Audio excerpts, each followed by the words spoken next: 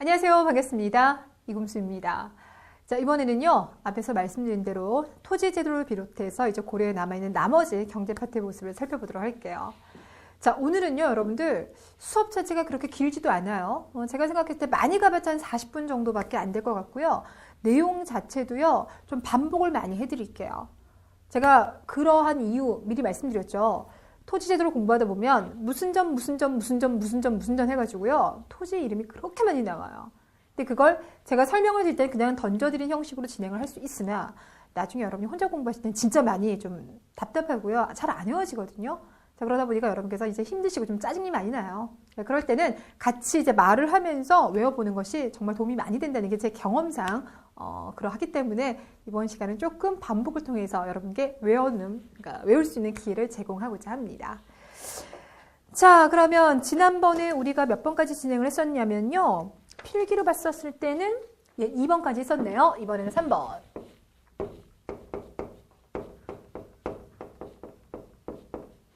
들어가 봅시다. 일단 토지 제도를 봤을 때 전국의 토지를 누가 소유하고 있느냐 요거부터 먼저 한번 나눠보도록 하겠습니다. 자, 토지를 누가 가지고 있을까요?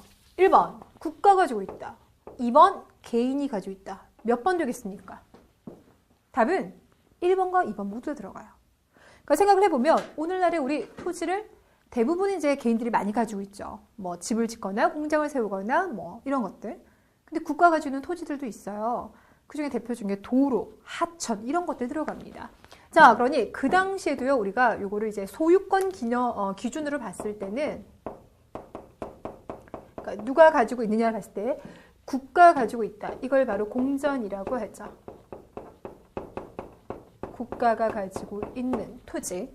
반면에 이제 개인이 가지고 있는 토지다. 그러면 우리가 공과 사를 구분하자라고 하죠. 그쵸? 그래서 이걸 바로 이제 사전이라고 하는데 또 다른 말로 뭐라고 불러주냐면 민전이다. 이렇게 불러줘요. 당연히 이제 규모로 보자면 이게 더 많아요. 오늘날처럼 개인이 가진 토지가 더 많긴 합니다만 이렇게 이제 나눠 볼 수가 있더라. 자, 그러면 이제 공정 같은 경우는 국가가 직접 농사를 짓는 건 아닐 테니까 뭐 소작농이라든지 아니면 국가에 소속된 노비를 가지고 농사를 짓게 합니다. 가령 예를 들어서 이걸 소작농에게 나눠준다라면 국가가 가진 토지에서 농사 짓는 사람들은 국가에다 얼마를 갖다 바칩니까? 4분의 1의 조세를 갖다 바칩니다. 라는 거 기억이 나십니까? 예, 맞아요. 반면에 개인들이 가지고 있는 토지다. 그 개인의 땅 주인이라고 하면 뭐 귀족이 될 수도 있고 아니면 일반 농민이 될 수도 있는 거겠죠? 그들 같은 경우는 열심히 농사 짓고 난 다음에 국가에 몇 분의 몇을 낸다? 10분의 1의 조세를 냅니다. 이렇게 얘기했었어요. 이건 이제 지난번에 얘기를 한 거죠. 자, 그런데 우리는요. 솔직하게 말하면 이 소유권 자체에 대해서는 별로 관심이 없어요. 그러니까 나눠보기는 합니다만 그닥 관심이 없다. 왜? 우리가 예전에 고대시대부터요. 토지제도라고 공부하는 것은 그 토지를 누가 가지고 있느냐 그 개념보다는 그 땅에서 나오는 이 조세를 누가 받아먹느냐 거기에 더 관심이 있는 거거든요. 왜냐면 여러분 지금 열심히 공부하는 거 공무원 되기 위한 거잖아요. 여러분이 공무원이 됐습니다. 나라 일을 열심히 합니다. 그럼 여러분이 열심히 일한 만큼 국가에서는 여러분에게 경제적인 혜택을 주셔야 되겠죠. 그게 바로 뭐가 됩니까? 당연히 월급이 되는 거예요. 그러니까 경제적인 반대급부를 여러분에게 주셔야 되는 건데 예전에도 마찬가지예요. 예전에 이제 나라 일을 열심히 하는 사람들이 있어요. 여러분의 노동력을 나라에 제공하는 것. 오늘날은 그걸 이제 공직생활을 한다 그러는데 과거에는 직역을 담당합니다라고 얘기해요. 공직생활을 담당하는 걸 과거에는 직역을 담당합니다라고 얘기를 합니다. 그러니까 그 직역을 담당하는 사람은 관복 입고 출근하는 관리도 될 수 있지만 향리도 될 수도 있고요. 군인 될 수도 있어요. 그러니까 나라 일을 하는 사람들 되셨을까요? 그럼 그들이 그들 노동력을 제공했어요. 당연히 국가가 반대급부를 줘야 되는데 오늘날처럼 뭐 금융 시스템이 다 안정되어 있는 것도 아니고요. 아니면은 뭐 도로 체계가 잘 갖춰져가지고 전국에 있는 조세를 잘 걷어들일 수 있는 것도 아니고 그러다 보니까 국가가 다 걷어들여서 다시 나눠주는 게 쉽지 않습니다. 그러다 보니 국가가 뭐라냐면 아예 땅을 떼어주면서 어차피 이 땅에서 세금 나올 거니까 그 세금을 네가 받아먹어 라고 나눠주는 거죠. 그게 바로 토지제도인 거예요. 되시겠습니까? 그러니까 우리가 관심 있는 건 이 부분보다는 요걸 앞으로 어떻게 나눠줄 거냐 이 자체에 대해서 관심을 가지고 있는 것이다. 되셨죠? 자, 그래서 여기가 지금 공간이 좀 좁거든요. 줄여서 들어갈게요. 여기서 나오는 이 10분의 1세 어떻게 나눠줄 것인가? 결국 이렇게 해서 나눠주는 개념이 이제 뭐가 되냐면 수조건에 따라서 나누는 개념이 되는 겁니다. 되셨어요? 이때 국가에다가 조세를 납부해야 되는 경우 우리가 이런 토지를 뭐라고 불러주냐면 공전이라고 불러줘요. 그리고 반면에 국가가 어떤 관리에게 그 땅에서 나오는 조세 네가 받아먹어 라고 했을 경우는 관리기 내야 되겠죠. 이런 걸 뭐라고 하냐면 사전이라고 불러줘요. 그러다 보니까 이제 공부할 때 짜증이 나는 거죠. 공전, 사전, 공전, 사전 이게 뭐야? 이렇게 되는 거죠. 근데 걱정을 안 하셔도 되는 게 시험 문제에서 이거 자체를 물어보지 않습니다. 여러분들. 되셨어요? 그러니까 시험에서 보통 공전, 사전이 나오면 이런 개념으로 접근하시면 된다는 거예요. 되셨어요? 아니면 굳이 그러니까 소유권 개념을 물어보고 싶을 때는 사전이라는 개념보다 민전이라는 단어를 통해서 여러분에게 더 물어볼 겁니다. 그러니까 민전은 10분의 2다 이렇게 기억을 하시면 되는 거죠. 자, 그럼 여기까지 큰 문제 없습니까? 자, 결국 여기서 이제 시작되는 것이 결국 뭐냐면 이런 식으로 해서 수조권을 나눠주는 고려시대 토지제도가 뭐냐 이걸 출발해야 되는데 그 토지제도를 우리는 전식과라고 불러줘요. 그 토지제도를 전식과라고 불러줍니다. 되셨어요? 자, 그럼 지금부터 공전과 사전 다시 한번 제가 나눠보도록 할게요. 일단 국가와 관련된 조직이라고 하면 관청이 있겠죠.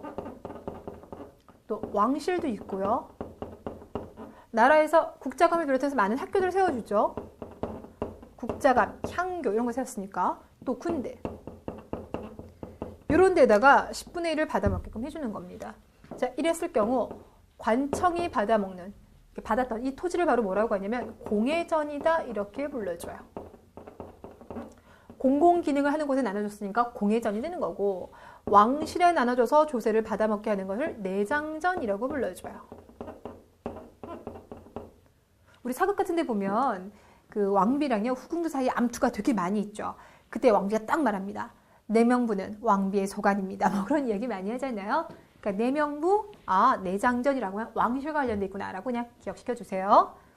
학교와 관련돼서 나눠주는 게 바로 뭐냐면요. 학전이에요. 군대와 관련돼서 나눠주는 토지를 이제 둔전이라고 하는데요. 이게 중국에서 둔전병제라는 데서 나오게 되는 겁니다. 이게 뭐냐면 각 지역마다 뭐 국경 지역 같은 데 가면 이제 부대들이 위치하고 있잖아요. 거기에 들어가는 비용이 많이 있을 거예요. 그래서 국가가 토지를 딱 주게 되면 그때 이제 농민들이 군대 이제 나와서 군역을 담당하잖아요. 그 농민들이 항상 거기서 뭐 전투가 있는 것이 아니기 때문에 평상시에 시간이 많이 남아요. 그렇게 남을 때는 군대에 소속되어 있는 그 둔전을 경작을 하는 겁니다. 그리고 난 다음에 나오는 그 이제 생산물을 가지고 군대 운영에 들어간 자금을 운영을 하게 되는 거예요.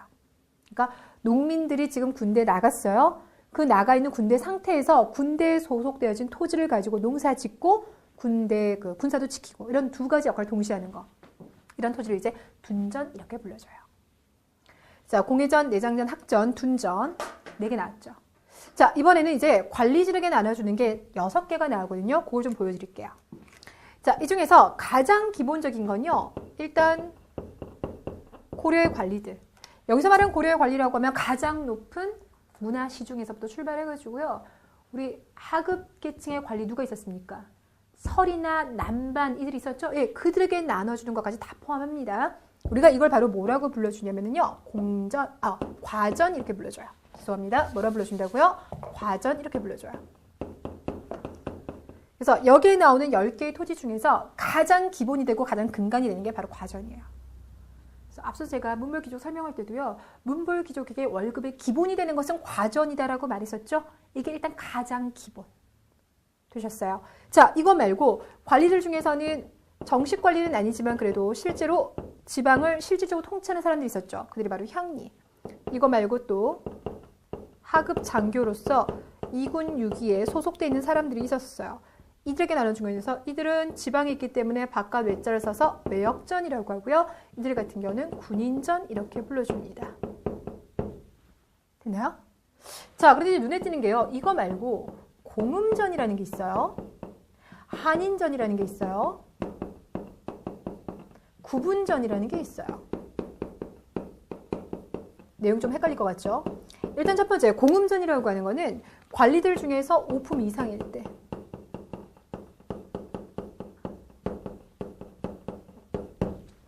그러니까 쉽게 말하면 우리 아버지가 사품 관리입니다 라고 하면 일단 기본 월급으로 과전 받아요. 여기에다가 공음전까지 하나 더 줍니다. 근데 특징인 것은 이 공음전 세습이 가능해요. 세습. 그러니까 기본 월급이고 이건 보너스인데 보너스가 좀 상당히 영향이 큰 거죠. 세습 가능하게끔 나눠줬더라. 되셨어요? 한인전에서 일단 한자를 좀 볼까요, 여러분들? 우리 한가하다라고 하잖아요. 예, 그 한가하다의 의미예요. 나무 아래서 쉬고 있다. 한가하다. 한가한 사람들에게 나눠준 토지가 바로 한인전인데 어떤 사람이 한가하냐?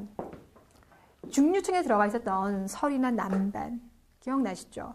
그들 같은 경우는 중앙관청이라든지 아니면 왕실에서 지금 일을 하고 있어요. 그리고 제가 앞에서 뭐라고 말했냐면 우리 아버지가 설이고 우리 아버지가 남반이다. 그럼 나도 나중에 설이와 남반이 될 가능성이 상당히 높습니다. 그러니까 아들들 중에서 하나 정도는 설이와 남반 그 직업을 이어가게 되는데 이걸 바로 직역세습이라고 불러줘요. 그런데 문제는요. 우리 아버지가 돌아가시거나 아니면 우리 아버지가 퇴직해야지만 내가 그 직을 이어가게 된다는 거예요. 이해되시겠죠? 그 문제는 일단 이제 아버지가 건강하시면 좋을 것 같긴 한데 아버지가 꽤 오래 장수하세요. 예. 근데 이제 자식이 30이 됐는데도 아버지가 계속 거기 관직에 나아가 있으니까 내가 나갈 수가 없는 상황인 거예요. 그렇다고 해서 내가 또 다른 일을 할 수 있냐? 그것도 아닌 거예요. 국가 입장에서는 어느 정도의 관리가 그 숫자가 보장이 돼 있어야 되더라 이거죠. 그러다 보니까 예비 관리, 예비 공무원들을 확보해둘 필요성이 있더라는 겁니다. 그래서 야, 네가 지금 나이 30이 먹었는데도 아직 아버지가 건강하시기 때문에 관직에 나올 수가 없어? 그렇다면 일단 국가에서 너에게 먹고 살 수 있도록 토지를 나눠줄게. 그러면 아버지 퇴직할 때까지 그 토지 받아먹고 생활하고 있어. 이렇게 나눠주는 거예요. 이것이 바로 한인전인 겁니다. 이해 가시겠어요? 그러다가 이제 아버지가 퇴직하시게 되면 한인전은 반납하고 나는 관리로서 과전 받아먹으면 되는 거예요. 이해 가시겠죠? 나름대로 좀 체계적이다라는 생각이 좀 들 수도 있을 것 같은데 자 정리를 해보면 하급 관리의 자제들에게 나눠준 토지다 이렇게 얘기할 수가 있겠죠. 자 구분전에서 구자는 뭐냐면요 입구자예요. 입구자 그러니까 들어가는 곳이다. 그러니까 들어가는 곳이고 또 이제 뭐 우리가 먹는 입이다 이렇게도 생각해 봅시다. 그러니까 뭐냐면 이 하급 관리들이 죽었어요. 이랬을 때 남겨진 그 유가족에게 나눠준 토지를 구분전이라고 해요. 그러니까 여러분들 공직생활을 시작하시면 20년 지나고 나면 연금 대상자가 되는 건 알고 계시죠? 그렇죠? 아마 여러분께서 공무원을 생각하고 있는 많은 요인 중에 또 그것이 중요한 메리트가 될 수도 있을 것 같은데 그래서 여러분이 20년 동안 공직생활했고 그 이후에 이제 60세가 넘으면 연금을 받게 되는데 만약에 여러분이 중간에 돌아가셨다라고 하더라도 남겨진 가족 그러니까 여러분이 남자다 그러면 부인 되겠죠? 여자라 그러면 남편이 되겠죠. 그렇죠? 그러면 여러분이 받아야 되는 연금의 70%를 가족이 받게 됩니다. 그거랑 똑같은 거예요. 그러니까 아빠가 하급 관리였었는데 돌아가셨어요. 생계가 막막하겠죠. 근데 아직 자식이 크지 않았어요. 자식이라도 크면 아버지를 이어서 자식을 내보내서 과전을 받으면 되는데 우리 아버지가 아직 돌아가실 때 내 자식이 이제 어리다. 그럼 아이가 아직 관리가 될 수 없기 때문에 그런 가족에게 나눠준 토지를 구분전이라고 불러주는 겁니다. 이해 가실까요? 자, 그래서 이제 눈에 띄는 게 바로 뭐냐면요. 여기 앞에 보였던 요 세 개 같은 경우는 내가 일을 하고 있기 때문에 받는 거예요. 그렇죠? 밑에는 세 개 같은 경우는 내가 일을 하고 있음으로 인해서 받는 보너스이거나 아니면 나보고 나중에 관리하라고 일단 잠깐 먹고 살라고 나눠주는 토지인 거예요. 그래서 요거 같은 경우는 우리가 묶어서 뭐라고 얘기할 수 있냐면 관리의 신분 이걸 어느 정도 보장해 주기 위한 장치인 거다. 5품 이상일 경우는 공음전이라고 하는 방식을 통해서 관리의 신분을 보장을 해주는 거고 6품부터 시작해서는 한인전이나 구분전의 방식을 통해서 관리의 신분을 보장해 주는 것이다. 그러니까 한번 나라를 위해서 충성을 했으면 너희 집안은 나라가 어느 정도 책임져 줄게 라는 구조인 거예요. 그러니까 이거를 그냥 외우시는 것보다 월급 있고 뭔가 보장해주는 입장이 약간 연금제도의 성격 이런 걸 가지고 있다고 생각하시면 나름대로 전시가가 꽤 괜찮은 제도라는 생각도 드시는 거죠. 그렇죠? 오케이, 이렇게 접근하시면 되겠습니다. 자, 그래서 전시가와 관련돼서 가장 여러분이 힘들어하는 부분은 일단 기본으로 끝난 거예요. 자, 그럼 다시 할게요. 우리가 지금 전시과라고 하는 이 토지제도를 공부할 때는 그 토지를 누가 가지고 있느냐 그 부분보다는 그 토지에서 나오는 조세를 누가 받아먹을 것이냐 뭐에 대해서 관심을 가지고 있다? 수조권에 대해서 관심을 가지고 있다. 되셨어요? 그 수조권이 국가에 있는 경우는 공전이라고 하고 개인이 가지고 있는 게 사전이라고 하는데 이때 개인이라고 하면 당연히 관리를 말하죠. 되셨어요? 그 중에 기본이 되는 건 과전. 이거 말고 외역전, 군인전 같은 경우는 향리나 하급 장교에게 나눠준다. 그러니까 나라 일을 하는 사람들에게 과전, 외역전, 군인전 나눠주고요. 이거 말고 이제 관리 신분을 보장해주기 위해서 5품 이상인 경우는 공음전, 그 이하인 경우는 한인전과 구분전이라는 방식을 통해서 관리 신분을 보장해준다. 자, 이거 말고 국가에서 만들어진 여러 가지 관청이라든지 조직 같은 경우는 공회전이라든지 내장전, 학전, 둔전이라고 하는 토지를 나눠줘서 그 조직을 운영케 샀습니다. 자, 그럼 이제 머릿속에 떠오를까요? 관청에게 나눠준 토지를 공회전이라고 하죠. 왕실 관련돼서는 내명부의 소관입니다. 내장전이라고 하고요. 학교니까 학전, 군대는 둔전, 민전의 대표적인 것은 과전, 향리에게 준 건 외역전, 군인에겐 군인전. 이거 말고 신분 부정하는 건 공음전, 한인전, 구분전. 자, 그중에 질문하겠습니다. 아버지가 하급 관리인데 아버지가 워낙 좀 건강하시고 그래서 내가 아직까지 관리로 나갈 수가 없어요. 나는 예비 관리로서 대기만 하고 있어야 됩니다. 이런 나에게 국가가 나눠주는 토지를 뭐라고 합니까? 일단 나는 쉬고 있으니까 그렇죠. 한인전이 되는 겁니다. 되셨어요? 전시과 관련돼서 나올 수 있는 문제 유형이 딱 3가지가 있어요. 그 3가지 중에서 첫 번째가 바로 이건 겁니다. 각종 토지의 이름은 쫙 나열하고 난 다음에 여러분에게 그 성격을 헷갈리게끔 만들어주는 거예요. 그러니까 이것만 잘 극복하시면 전시과 관련된 일단 3분의 1의 문제를 해결할 수가 있다는 겁니다. 자, 이번에는 나머지 3분의 2를 해결을 해볼게요. 자, 나머지 중에서 첫 번째는 바로 뭐냐면 이 전시과라고 하는 토지 제도가 가지고 있는 기본적인 특징인 겁니다. 크게 6가지를 볼 수가 있는데요. 일단 첫 번째, 전시과라고 하는 건 누구에게 나눠준다? 관리들에게 나눠준다. 단, 이 관리 중에는요, 국가에게 정식적으로 채용되지 아니하는 향리 또한 포함되고 있다는 거. 되셨어요? 두 번째. 그럼 이거를 다 똑같은 양으로 나눠주지는 않았겠죠. 그걸 다시 한번 나눠주는데 모두 몇 개로 나눠져 있냐면 18과로 나뉘어져 있어요. 당연히 이제 1과로 올라가면 가장 지급량이 많아집니다. 세 번째, 전시과라고 하는 건요. 전지, 시지라고 하는 말이 결합이 된 거예요. 전이라고 하는 건 밭전자입니다. 그러니까 쉽게 말해서 논과 밭, 농경지를 나눠주는 거예요. 시지라고 하는 건 임야입니다. 우리가 생각하면 토지라고 하면 그냥 농사짓는 땅만 생각했는데 왜 임야를 나눠줍니까? 땔감구에다 쓰라고요. 이게 이제 전시과의 특징이 되겠고요. 4번은 여러분들 이미 알고 계신 거. 그 땅을 네가 가져라 라고 하는 그 소유권을 준 것이 아니라 그 땅에서 나오는 세금을 받아 먹으라 라고 하는 수조권의 개념으로 토지를 접근을 해주셔야 되고요. 5번째는 관리나 향리를 준 이유는 네가 열심히 일하고 있으니까 그런 의미인 거죠. 그렇죠? 자, 그러니 기본적으로 그 일을 안 할 때는 무엇 하는 것이? 국가에 반납하는 것이 기본 원칙이에요. 되셨어요? 자, 그런데 여기서 이제 특징이 있습니다. 기본적인 건 반납해야 되는데 반납하지 아니해도 되는 경우가 있어요. 그중에 일단 첫 번째가요. 공음전. 공음전 같은 경우 세습이 가능해요. 그래서 우리가 고려 사회를 이제 귀족 사회라고 얘기하는 게 한 번 귀족이면 쭉 그렇게 이어져 가거든요. 조선 같은 경우는 아무리 양반으로 태어났다 하더라도요. 내가 열심히 공부 안 해서 과거 시험 합격 못 하잖아요. 그럼 양반인데요. 몰락한 양반이 될 수도 있어요. 근데 고려 사회 같은 경우는 조선에 비해서는 그런 게 더 많이 보장되더라 이겁니다. 토지 같은 거 계속 보장시켜 주거든요. 되셨어요? 자, 뿐만 아니라 중류층이 하는 일들은 계속 자식에게 이어져 가는 거니까 향리가 받는 이런 외역전은 당연히 그 집안에서 계속 이어가는 거겠죠. 우리 아버지가 하급 장교다. 그럼 이것도 계속 이어가겠죠. 그리고 원래 나라를 세우는 데 기여해서 이런 공신들에게 나눠주는 토지도요. 보통 세습이 됩니다. 공음전, 외역전, 군인전, 공신전 이거는 세습이 가능한데요. 이렇게 세습이 가능한 이 토지들을 바로 뭐라고 불러주느냐? 이걸 영업전이라고 불러줘요. 자, 이게 바로 11개째예요. 영업전이라고 하는 건 별도의 토지를 말하는 게 아니라 공음전, 외역전, 군인전, 공신전 세습 가능한 토지들을 영업전이라고 별도로 묶어줍니다. 되셨어요? 자, 그리고 이제 마지막 6번째가 뭐냐면 그렇다면 어떤 토지를 나눠줘요? 전국 토지입니다. 그러니까 전국에서 올라올 조세를 받아먹을 수 있게끔 나눠줬더라는 거예요. 되셨어요?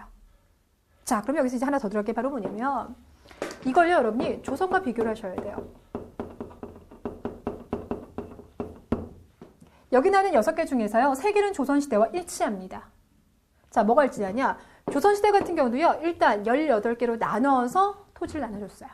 이 품계를 18개로 나눠준 거. 두 번째는 조선시대도요, 소유권을 준 건 아니에요.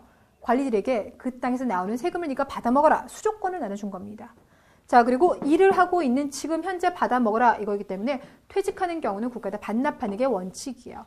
이 세 가지는 조선 똑같아요. 근데 나중에 조선시대가 가면 향리들에게 토지 안 줘요. 우리가 그동안 향리 이야기하면서 계속 많이 얘기했던 것이 고려시대 향리는 상당히 세력이 막강하더라. 그 지역을 실질적으로 통치하더라. 하지만 조선시대가 되면 수령이, 그러니까 쉽게 말해서 사또 있잖아요. 원임 나으리가 모든 군가연에 다 파견되기 때문에 향리의 세력이 약해진다라고 말했었죠. 그러다 보니까 그들이 이제는 이런 외역전을 못 받아요. 그래서 향리들에게 따로 지급되는 게 없어요. 그럼 여러분 딱 머릿속에 드는 생각이 뭐 먹고 살아? 이런 생각 드시죠? 예, 맞아요. 그러다 보니까 향리들 같은 경우는 그 지역에서 걷어들인 조세 중에 일부를 자기네들이 이제 관청 경비를 사용하면서 자기도 나눠 가지는 겁니다. 그러다 보니까 조선시대 때 향리들의 부정부패가 그렇게 많아지는 거예요. 별도로 없는, 그러니까 월급이 없는 상황 속에서 먹고 살아야 되다 보니까. 되셨을까요? 자, 그래서 일단 조선시대 때는 향리에게 지급되는 것이 없고요. 또 하나, 조선시대 때는 시지를 주지 않습니다. 그냥 농사 짓는 땅만 나눠주게 되는 거고요. 전국에 토지를 주다 보니까 국가가 감독하는 게 쉽지가 않아요. 그래서 조선시대는 경기도의 토지만 관리들에게 나눠줍니다. 되셨을까요? 이게 시험 문제는 나중에 여러분들 많이 헷갈리게 할 거니까 이 6개 중에서 향리, 시지 지급, 전국의 토지, 이건 조선시대가 아니다. 요것만 잘 기억해 두시면 되겠습니다. 자, 그럼 이렇게 하면 전시과와 관련된 두 번째 유형의 문제를 여러분들이 푸실 수가 있는 거예요. 자, 그럼 이제 마지막 하나가 남아있는 게 바로 뭐냐? 우리가 지금 공부했던 이 전시과라는 게요, 한 번에 딱 정비가 되는 게 아니거든요. 시대에 따라서 조금씩 그 양상이 달랐습니다. 그게 어떻게 달랐는지 여러분들 파악하고 있느냐? 그걸 물어봐요. 일단 고려가 건국됐을 때는 전시과라는 것 자체가 없었어요. 맨 처음에는 뭐였었냐? 역분전이었었어요. 예전에 태조식이 설명드리면서 제가 역분전 잠깐 언급한 적이 있었거든요. 태조 왕건이 나라 세울 때 힘들었을 거 아니에요. 그래서 그를 도와서 나라 세우는데 큰 공을 세웠던, 개국이라고 하는 건 나라를 여는 거고 공신은 나라에 큰 공을 세웠던 신하들, 그러니까 개국 공신에게 나눠줬던 토지가 바로 역분전입니다. 그러니까 자기에게 충성을 많이 한 사람들에게 나눠줬다라는 거죠. 자, 그러다가 경종 임금 시기 때 최초로 전시과가 만들어져요. 왜 만들어지냐? 경종의 아버지가요, 광종이에요. 그러니까 여러분들 광종하면 강력한 카리스마를 바탕으로 해서 노비양건법, 과거제를 시행했고 여기에 반발하는 많은 호족들을 죽여버렸다. 알고 계시죠? 그렇죠? 그러다 보니까요, 이 광종 시기 때 이렇게 개혁을 했던 것이 나중에 그의 아들 경종이 돌아왔을 때, 그러니까 경종이 왕이 됐을 때는요, 다시 한번 뒤바뀌는 상황이 등장해요. 왜냐면 아버지가 강력했어요. 그럼 자식도 강력한 카리스마를 이어나가는 경우도 있습니다만 아버지가 너무 강하면 거기에 자식이 눌리는 경우도 되게 많이 있어요. 그러다 보니까 경종 같은 게 좀 많이 위축돼 있었어요. 아버지로 인해서 불안한 그런 상태로 많이 왕이 됐거든요. 그러다 보니까 이제 그 시기가 되면 그 전에 광종 시기 때 권력을 잡았던 많은 사람들이 다 또 잘려나가요. 그래서 그 이전 초창기 때 권력을 잡고 있던 사람들의 세력들이 다시 권력을 잡게 됩니다. 그러니까 뒤집어졌죠. 이걸 바로 반동정치라고요. 그러면서 조금 사회가 혼란스러울 때 이걸 수습하는 과정 속에서 만들어지는 것이 바로 전시과가 되는 겁니다. 그러니까 다시 지금 관리가 된 사람들에게 그 토지를 나눠주면서 전시과가 만들어졌는데, 근데 전시과가 이때를 시작으로 해서 2번 고쳐요. 그래서 이때의 전시과를 시작하는 전시과다라고 해서 시정전시과 이렇게 불러줘요. 되셨어요? 시작한다, 시정전시과. 자, 그러다가 목종 시기 때요, 한번 바꿨어요. 바꿀 때 우리가 보통 뭐라 합니까? 개정판입니다. 이렇게 하잖아요. 그러니까 이걸 바로 개정전시과라고 불러주고요. 문종 시기가 되면요, 또 바꿔요. 왜 자꾸 바꾸냐고요? 나눠줄 토지가 부족해지니까요. 전국을 대상으로 해서 나눠줬음에도 불구하고 나눠줄 토지가 계속 부족해집니다. 왜냐하면 세습하는 토지도 많이 나고요. 또 조직 자체가 좀 더 커져가는 것도 있고, 그리고 기본적으로 반납해야 되는데 반납을 잘 안 하려고 하는 것도 보이고 이러다 보니까 점점 부족해지더라. 그래서 다시 한번 바꾸게 되는데, 다시 한번 바꾼다. 이걸 바로 경정이라고 합니다. 되셨어요? 역분전에 시작해서 시정, 개정, 경전 전시과로 바뀌게 돼요. 일단 여러분들은 요거 자체를 기억하셔야 돼요. 근데 여러분이 눈 크게 뜨시면요, 뭔가 여기서 이렇게 외울 만한 방법 보이지 않습니까? 맨 앞 글자. 고려의 수도가 어디라고요? 개경이라고요. 역시나 개경이구나. 역시나 개경이구나. 되셨습니까? 역시 개경이라는 개념으로 접근하시면 되겠고요. 그 다음, 좀 전에 말씀드린 대로요, 문종 시기 때 이렇게 개편하는 이유는 나눠줄 토지가 부족하기 때문에. 그래서 처음에 비해서 개편되면 개편될수록 지급량 자체가 감소합니다.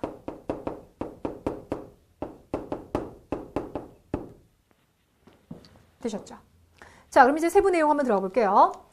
일단 역분전 같은 경우는 개국 공신들에게 나눠줬다라면 시정 전시과 때부터는요, 개국 공신이 아니라 일반 관리들에게 나눠줍니다. 단 특징이요, 지금 현재 내가 관직에 있거나 아니면 내가 물러났거나 상관없이 나눠줬다라는 거예요. 근데 문제는 당연히 토지가 부족해지겠죠. 그렇죠? 그래서 한 번 바꿀 때는요, 현직, 퇴직 다 주긴 하지만 지급하는 양을 현직에게 더 많이 줍니다. 그러다가 문종 때가 되면 정말 나눠줄 게 많이 부족해져요. 그럼 결국 누구에게만 줄 수밖에 없다? 현직에게만 나눠줄 수밖에 없다. 그래서 앞서서 전시과의 특징 쭉 얘기했을 때 5번에서 뭐라고 했냐면 반납이 원칙입니다 라고 얘기했었죠. 반납이 원칙이라고 하는 건 퇴직한 사람들은 안 주겠다. 바로 문종 시기 때 경전 전시과를 얘기하는 거예요. 그래서 우리가 그냥 간단하게 전시과가 뭡니까? 라고 하면 요 시대 전시과를 말하는 겁니다. 되셨어요? 단시험 문제에서 푸실 때는요, 현직, 퇴직이라는 단어보다는요, 직관이다, 상관이라는 표현을 썼습니다. 직관이라고 하면 내가 현재 지금 관직에 있는 경우, 상관이라면 내가 이미 나온 경우를 말합니다. 직관, 상관. 되셨나요? 자, 그 다음. 자, 나눠줄 때 기준 삼는 게 있어야 될 텐데, 역분전 같은 경우는 네가 나에게 얼마나 도움을 줬니? 이걸 보는 거잖아요. 자, 그러니 왕에게 보였던 충성도라든지 아니면 이 사람 인품 이런 걸 고려했다라고요. 근데 이런 건 대단히 주관적인 거잖아요. 그렇죠? 그러니까 왕의 기준에 봐서 마음에 드는 사람에게 나눠줬다 이렇게 보시면 됩니다. 그러다가 이때부터는 관리들에게 나눠주는 거니까 당연히 관리들의 품계를 보는 거죠. 관직. 관직, 품계를 보는 건데 여기에다 좀 특징이요. 일단 시정전시과 같은 경우는 처음에 시작하기 때문에 인품도 조금 고려를 했어요. 그래서 시정전시과 같은 경우는 역분전의 성격도 조금 남아있구나 우리가 이렇게 해석을 해줍니다. 됐나요? 자, 그러다가 이제 여기 같은 개정전시과 같은 경우는 관품을 계속 고려를 해요. 계속 고려를 하는데 특징이 좀 차이가 있는 게 뭐가 있냐면 고려 같은 경우는 문관들 더 우대한 거 알고 계시죠? 그러다 보니까 고려는 하고 있지만 문관들에게 지급되는 양이 더 많다. 그러니까 당연히 군인들의 불만이 컸겠죠. 또 생각을 해보면 목종 나중에 폐위되고 난 다음에 왕이 되는 사람이 있어요. 그건 누구냐면 현종이에요. 왜 강조가 쿠데타를 일으켜서 유약했었던 목종 폐위시켜버리고 목종 같은 경우도 그의 엄마 천추태후가 권력을 많이 잡고 있었잖아요. 그래서 목종을 폐위시켜버리고 현종을 옹립했었는데 문제는 이제 이것을 핑계 삼아서 거란이 두 번에 걸쳐 쳐들어옵니다. 거란의 2차, 3차 침입이 일어나죠. 그렇죠? 근데 이거 우리가 격퇴하잖아요. 그만큼 이 현종 시기 때 군인들의 해독이 좀 많이 있어요. 그래서 그런 것들이 반영이 되어서 문종 시기 때는 아직까지 문관들이 더 받아가고는 있습니다만은 누구에 대한, 무신에 대한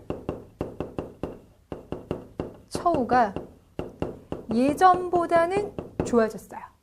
자, 그래서 외우실 건 아니지만 그래도 알고는 계세요. 군인 중에서 가장 높은 자리가 이제 상장군 자리인데요. 예전에는 18과 중에서 몇 과에 해당했었냐면 5과에 해당했었어요. 근데 이번에 이제 수정을 하면서 어디 과로 올려주냐면 3과까지 올려주는 거예요. 등급은 조금 더 올라가게 됩니다. 되셨어요? 오케이. 자, 거기다 또 하나. 아까 우리가 전식을 쭉 나누면서 맨 위에 있었던 공회전을 출발해가지고요. 가장 아래까지 10개를 봤었잖아요. 혹시 그 중에서 밑에 3개 기억나실까요? 관리의 신분을 이중으로 보호해주기 위해서 나눠줬던 토지하면서 세 개를 보여줬는데 그 중에 하나가 공음전이 있었죠. 한인전이 있었죠. 구분전이 있었죠. 기억나십니까? 공음전, 한인전, 구분전이 있었는데 그 중에서 경정전시과 때 나왔던 것이 바로 뭐가 있냐면요. 공음전이에요. 그리고 또 하나 한인전. 이 토지들이 이때 만들어진 거예요. 어떻게 이해를 하시면 되냐면 문종 같은 경우는 12세기 문벌귀족사회가 이제 안정되는, 그러니까 11세기 말 이러면서 대단히 안정되어 있는 그 시기가 되겠거든요. 자, 그러면서 문벌귀족들의 특권을 보장하는 거예요. 그 보장하는 과정 속에서 공음전이 제공이 되는 겁니다. 자, 공무원 신분을 보장을 했어요. 자, 그러면서 이제 교재에 보시면 또 뭐가 나왔냐? 한외과가 이 시기 때 폐지가 되었습니다. 이렇게 나왔어요. 아, 뭐냐면 기본적으로 전시과를 나눠줄 때는요, 그 품계를 기준으로 해가지고 이제 18개 과로 나눠줬잖아요. 근데 가끔 이제 토지를 보니까 그 전에는 18과 안에 들어가지 아니한 것들도 있었다라는 거예요. 근데 그런 것들을 이제 18과 안에 다 집어넣으면서 1과에서부터 18과까지 하나의 체계를 만들어놨다는 겁니다. 문종. 18과 체제를 만들어내니까 그 바깥에 있었던 한외과, 한외전이 아니라 한외과라고 하는 이것을 없애준 거예요. 그러니까 한자 시작한 데서 계속 이걸 한인과 뭐 이런 식으로 바꾸시면 안 되고 한외전도 아니고요. 조심하세요. 한외과라고 하는 걸 없애줬다. 되시겠죠? 자, 그래서 이제 문제 풀 때 이제 많이 나오는 게 많이 헷갈리다 보니까 이거 내용을 섞는 거예요. 섞고 난 다음에 다음 중 개정전시과에 대해서 다른 설명으로 볼 수 없는 것은 이렇게 나옵니다. 그러니까 여러분들 이 안에서 분류를 잘 해주시면 돼요. 자, 그런데 이렇게 개편했었던 이 전시과는요, 무신정권을 거치면서요, 무너지게 돼요. 아까도 말씀드렸다시피 반납을 해야 되는데 반납을 안 합니다. 그러면서 과전 있잖아요. 그 과전을 개인 소유를 계속 돌리게 되는 거예요. 나눠줄 토지가 부족해지고, 특히 무신정변 이후에 권력을 잡은 이 무신들 같은 경우는 그동안 받았던 서름이 있어서 그런지 몰라도 토지에 대한 소유욕을 많이 보이게 돼요. 그러니까 불법적으로 토지를 계속 획득하게 됩니다. 자, 결국 이러다 보니까 더 이상 나눠줄 토지가 없구나. 자, 그래서 무신정권 마지막 시기 왕이 원종이거든요. 이때 급하게 새로운 토지제도 하나를 만들어내요. 이게 바로 녹과전이에요. 잠깐 등장, 이제 녹과전이 있는데 이 녹과전 같은 경우는 전국의 토지는 아니고요. 경기도의 토지에 한정시켜서 나눠줬더라. 근데 이마저도 원나라 간섭기 들어가면서는 또 흔들려요. 자, 왜 그러냐면 원나라 간섭기 했을 때 여러분 생각나는 권력자들 있죠. 그들은 권문세족. 이 권문세족의 토지 소유 욕심 어마어마해요. 이들 같은 경우는 뭐 불법적으로 토지를 뺏는 경우도 있지만요. 일단 농사를 많이 짓기 위해서는 개간이 필요하다 그랬죠. 그렇죠? 그래서 국가에서 개간을 많이 하라고 장려를 하거든요. 근데 만약에 개간을 했는데 알고 보니까 진짜 그 땅에 주인이 아무도 없어. 그럼 그 땅은 나에게 소유권이 돌아옵니다. 아무래도 권문세족 같은 경우는 노비들을 많이 거느리고 있는 상황이니까 자신의 남아도는 노비들을 가지고 개간 사업 벌이고 그리고 그 땅을 받는 거예요. 되셨죠? 또 그런 상황 속에 그들은 관직에 나갔는데 국가는 지금 나눠줄 토지가 부족하니까 권문세족들에게 관직을 해도 수조권 받아먹으려면 토지를 못 나눠주는 거예요. 그러니까 뭐라고 하냐면 권문세조가 네가 가지고 있는 토지 있니? 그러면 그 땅에서 조세 나한테 내야 될 거 내지 말고 그냥 니네가 그냥 그대로 가져. 이렇게 해주게 되는 거예요. 되셨나요? 자, 점점 토지 질서가 무너지게 됩니다. 그래서 이때 우리 바로 뭐라고 하냐? 농장. 그 농장 중에서도 규모가 크다 그래서 대농장 이렇게 불러줬어요. 녹과전 체제마저 무너지면서 대농장 체제로 바뀌게 되고, 자, 그러다 보니까 이런 것에 대해서 비판하는 사람들이 있죠. 바로 누가 비판했냐? 신진사대부.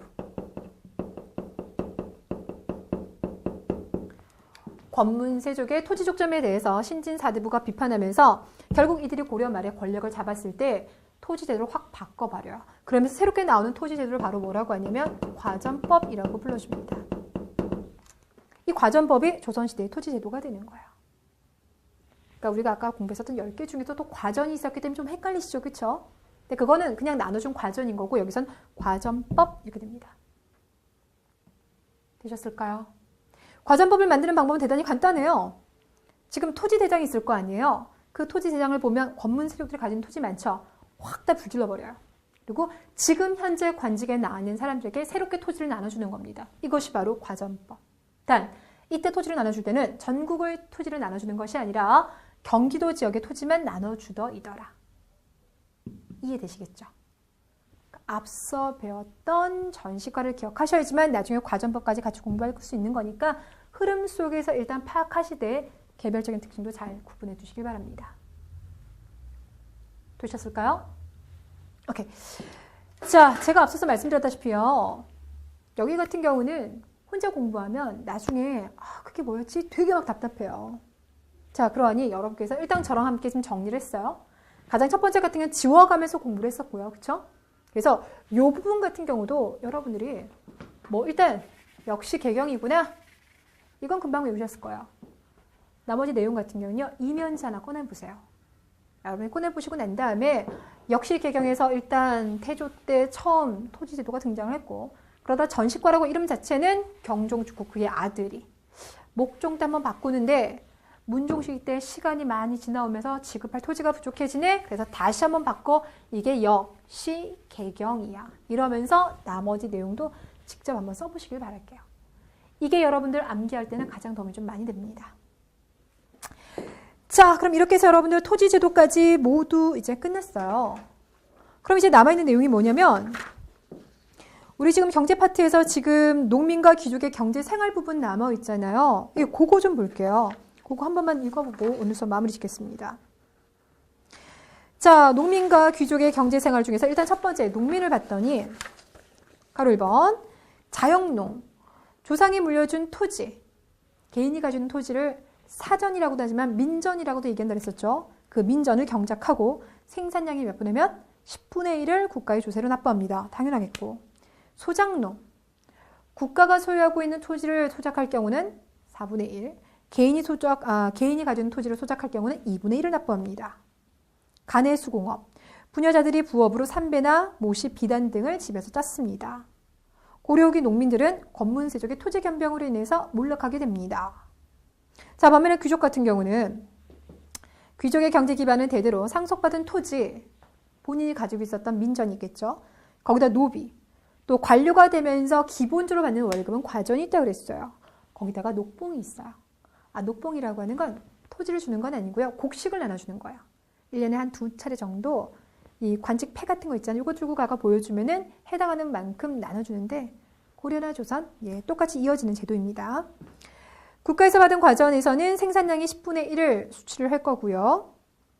그 다음에 자신이 소유한 토지에서 자신의 노비를 데리고 농사졌다 그러면 자기가 다 갖는 거죠. 노비한테 월급 안 준다 그랬으니까. 자, 반면에 소작을 주었던 경우는 2분의 1을 자기가 가지게 되는 거더라. 또 여기에다가 자기 노비 중에서 바깥에 살고 있는 외고노비가 있다. 그럼 외고노비는 귀족에게 신공도 갖다 바치고 있는 상황이에요. 여기다 또 고리대까지 이용하다 보니까 귀족의 경제적 기반이 대단히 탄탄하게 되는 겁니다. 자, 그래서 거기 밑에 보시면 귀족의 생활이라고 해서 사료가 하나 보이고 있는데요. 김돈중이라는 사람이 보이죠. 이 김돈중은 김부식의 아들이에요. 근데 이 김돈중이 아나무인의 짓을 상당히 많이 합니다. 그러니까 이 사람 문신인데 무신, 자기보다 훨씬 높은 무신이었던 당시 정중부 있잖아요. 그 사람의 수염 같은 거 이런 것들 불태우기도 하고 대단히 좀 무식한 짓을 많이 했는데 이 사람 거기를 봤더니 뭐라 났냐. 김돈중 등이 절의 북쪽사는 민등하여 초목이 없으므로 인근의 백성을 모아 소나무, 잣나무, 삼나무, 전나무와 기양꽃, 풀 등을 심고 단을 쌓아 임금의 방을 꾸몄대요. 하루는 왕이 이곳을 행차했더니 김돈중 등이 절의 서쪽대에서 잔치를 베풀었다. 휘장, 장막, 그릇 등 정말 사치스럽고 음식이 진귀하였다. 라고 나와 있어요. 그러니까 이런 것들이 나오면 고려시대 귀족들이 얼마나 화려한 생활을 할 수 있었는지 그리고 그 경제적 기반에는 개인적으로 가지고 있던 민전에다가 과전에다가 공음전 이런 것들이 기반이 되었구나. 그리고 녹봉까지 추가시켜 주시면 되겠습니다. 자, 이렇게 하면 여러분들 토지 제도까지 고려시대의 경제 파트가 모두 마무리가 됩니다. 조금 딱딱했죠. 수고 많으셨고요. 자, 다음 시간에 여러분들 우리 어디 들어가냐면 고려시대의 문화 파트 들어갑니다. 문화도 똑같이 2시간을 나눠볼 텐데요. 무엇을 공부할지 다음 시간에 다시 한번 설명드리겠습니다. 수고 많으셨습니다.